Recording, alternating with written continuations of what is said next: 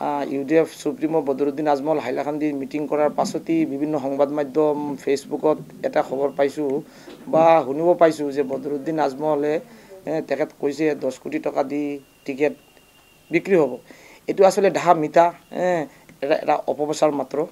বদৰুদ্দিন আজমল সাহাব UDF supremo বৰাক উপত্যকাত যেদিনা land কৰিছে সেইদিনাৰ পিছতেই স্পেচিয়েলি হাইলাকান্দি LS6 টিকেট প্ৰত্যাশী যিবিলাক মানুহ আছে, টিকেট প্ৰত্যাশীৰ সমৰ্থকবৃন্দ আছে, সেইবিলাকৰ ভিতৰত এটা টেন্স আহি গৈছে যে টিকেট পইচা দিম টিকেট ল'ম, পইচা দিম টিকেট ল'ম, এটা আৱাজ উঠি গৈছে। সেই আৱাজটো বদৰুদ্দিনৰ ইউডিএফ সুপ্ৰিমো বদৰুদ্দিনৰ ওচৰত গৈছে যে পইচা দি টিকেট পাব পাৰে। সেইটো শুনি বদৰুদ্দিন আজমল আল কাছিমি সাহেবৰ খং উঠিছে যে তেখেতে যদি টিকেট বিচাৰে, ইমান সমাজ সেৱা কৰিবৰ ইচ্ছা আছে, তেনেহ'লে সিহঁতে এটা কাম কৰক, 10 কোটি টকা দিয়ক আৰু হাস্পতাল বনাই লওক। হাস্পতাল বনাই ল'লে তো সমাজ সেৱা কৰিব পাৰিব। সেইকাৰণে তেখেত যিবিলাক মানুহে প্ৰস্তাৱ দিছিলে যে আমি 2 কোটি দিম, 5 কোটি দিম, 10 কোটি দিম, সেইবিলাক মানুহৰ সেইবিলাক কেণ্ডিডেটৰ সমৰ্থকৰ উদ্দেশ্যে বদৰুদ্দিন সাহেবে মিটিঙত কৈছে যে মই কৈছোঁ যিবিলাক মানুহে 10 টিকেট প্ৰত্যাশীৰ কাৰণে 1 কোটি 2 কোটি মোক শুনাইছে, সেই কোটি 10 কোটি দিয়ক আৰু টিকেট লওক, এখন হস্পিটেল বনাই লওক, বনাই লৈ আমি তেখেত জনসভা কৰক, সেইটোৱে কৈছিলে। কিন্তু এইটোৰ অপব্যাখ্যা কৰি কিছুমান মানুহে কৈ আছে যে বদৰুদ্দিন সাহেবে ডাইৰেক্ট কৈছে যে পইচা লওক, পইচা দিয়ক, টিকেট লওক। এইটো কিন্তু বদৰুদ্দিন সাহেবে এইটো কোৱা নাই।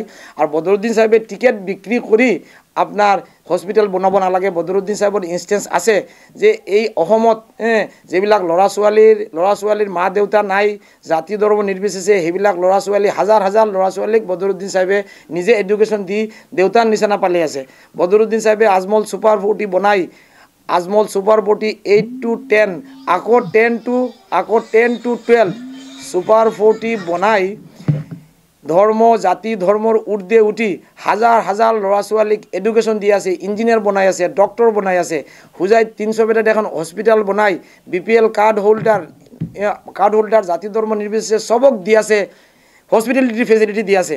এই মানুহ এটা কনষ্টিটিউচিত আৰু বেলেগ কনষ্টিটিউচিত নাই, এটা কনষ্টিটিউচিৰ কাৰণে পইচা দি টিকেট বেচিব, এইটো আপোনালোকে কৰিব পাৰে নেকি? কৈছে বদৰুদ্দিনে কৈছে এইটোতো টেইলাৰ। যেতিয়া জনসাধাৰণৰ পৰা স্পীচত মই আছিলোঁ ওচৰত, স্পীচত যেতিয়া জনসাধাৰণে কৈছে টিকেট লাগে কৰ্মী মানুহৰ, তেতিয়া বদৰুদ্দিন সাহেবে কৈছে এইটোতো চিনেমা ষ্টাৰ্ট হোৱা নাই, এইটো টেইলাৰ। চিনেমাটো পিছত পাব, আপোনালোকে সবা শেষ নেকি শুনি লওক মই কি কওঁ। পিছত বদৰুদ্দিনে কৈ দিছে যে প্ৰথম বদৰুদ্দিন সাহেবে কৈছে যে 5 কোটি টাকা দিয়ক, 10 কোটি টাকা দিয়ক, টিকেট লওক।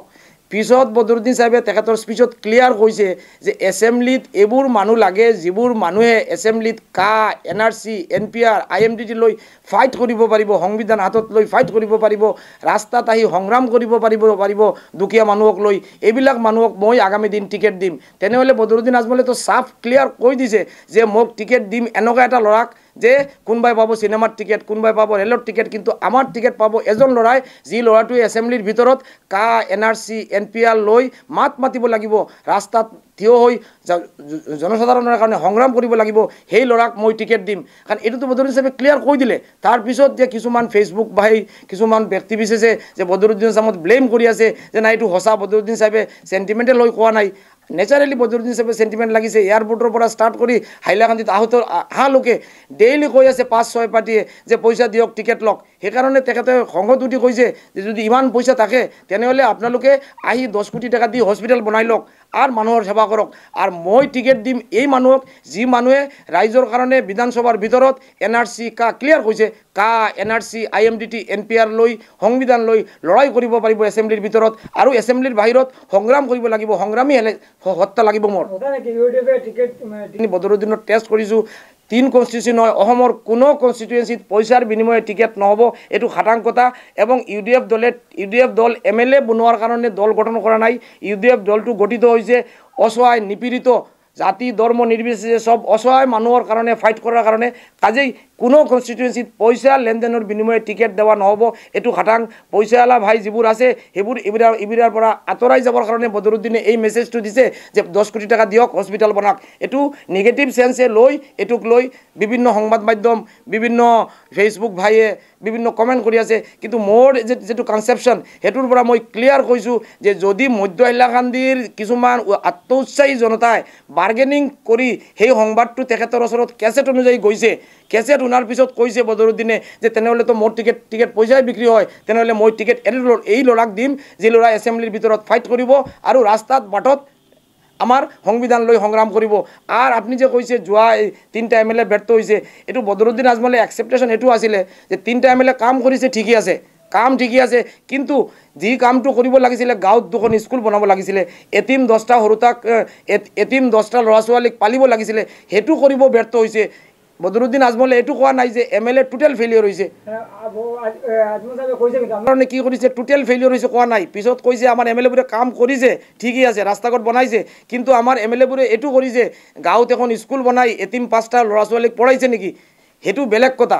কাজেই বদৰুদ্দিন সাহেবে কোৱা নাই যে টোটেল MLA ফেইল মাৰিছে, কৈছে যে MLA কাম কৰিছে, কিন্তু আমি যেটো কাম চাইছিলোঁ যে দুখীয়া মানুহক স্কুল হাস্পাতাল দিবৰ কাৰণে সেইটো আমাৰ MLA ব্যৰ্থ হৈছে। মই টিকেট প্ৰত্যাশী, মই 30 বছৰৰ পৰা ৰাজনীতিৰ ময়দানত আছোঁ, মই ৰাজনীতি কৰোঁ, মানুহৰ ওচৰত আছোঁ, মানুহৰ মোৰ লগত আছে। সেইদিনা আপোনালোকে দেখিছে সোমবাৰে মানুহ যিবিলাক ৰাইজ আহিছে, মোৰ ৰাইজ স্বতঃস্ফূৰ্ত আহিছে, এবং মই আশাবাদী যে বদৰুদ্দিন আজমল আল কাছেমি সাহেব UDF নেতৃত্ব মোক টিকেট দিব বুলি মই বিশ্বাস ৰাখোঁ। আৰু টিকেট দিলে মোৰ জয় নিশ্চিত, এইটো কনফাৰ্ম। হাইলাকান্দিত মই 70,000-ৰ অধিক ভোটে মই জয়ী হ'ম, এইটো মই কনফাৰ্ম। আৰু যদি দলে মোক টিকেট নিদিয়ে তেনেহ'লে মই দলে যাক টিকেট দিব তাৰ কাৰণে মই মোৰ টোটেল এফৰ্টটো মই ডেডিকেট কৰি মই সেই কেণ্ডিডেটক জিকাবৰ কাৰণে মই প্ৰাণপণ চেষ্টা কৰিম। আৰু যদি মোক দলে টিকেট দিয়ে আৰু মই যদি জিকো হাইলাকান্দিৰ পৰা, হাইলাকান্দিত এটা বিকল্প ৰাজনীতিত আমি উপহাৰ দিম, যি ৰাজনীতিত 1.5 লাখ মানুহৰ MLA হ'ম, আমি 50,000-ৰ MLA নহ'ম। আমি চেষ্টা কৰিম আমাৰ ৰাজনৈতিক জীৱনৰ অভিজ্ঞতা দি যে যদি মধ্য হাইলাকান্দিৰ মানুহে আমাক 70,000-এ ভোট দিয়ে, ৰিমেইনিং থাকি গ'ল আৰু 70,000, ডেট ইজ 1.5 লাখ, আমি 1.5 লাখৰ MLA হোৱাৰ চেষ্টা কৰিম। আপোনালোকৰ শুভেচ্ছা থাকিব বুলি মই বিশ্বাস কৰোঁ।